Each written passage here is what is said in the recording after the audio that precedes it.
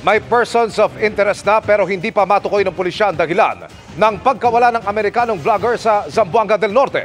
Wala pa umanong natatanggap na hiling na ransom kung totoong kaso ito ng kidnapping. Nakatutok si Maki Pulido. As an American, people coming here to tell my family that there's people that want to kidnap me or they're threatening to kidnap me here. I don't really know like what would happen if somebody did try to come here and kidnap me, right? Would the neighbors help me or would they just sit there and watch? Even last night, I'm scared a little bit. I'm scared. Sa isang vlog noong Setyembre, ikinwento ng 26 anyos na Amerikanong si Elliot Eastman ang anyay banta sa kanyang buhay.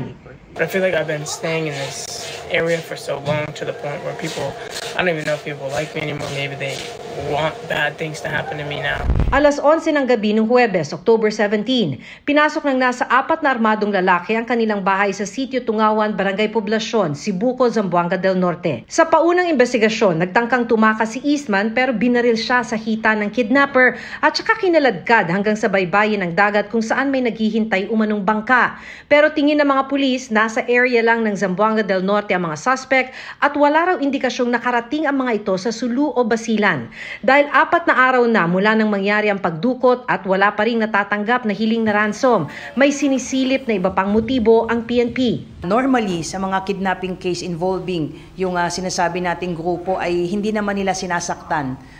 Initially yung kanilang mga kinikidnap, but this time ay sinaktan kaagad nung makita at nag-resist itong biktima ay sinaktan kaagad and in fact binaril nga siya. So these are the things na kinukonsider. May persons of interest nang tinutuntun ngayon. Iniimbestigahan din kung may kaugnayan sila sa mga local terrorist group tulad ng Abu Sayyaf o BIFF. May mga composite artist sketch na po tayo nung ipinakita po itong picture po na ito. Even dun sa mga rogues gallery po natin ay na-identify po na mga witness. We have the alias so far po. Aside from the 4 na pumasok, may mga nahanap tayo mga witnesses doon.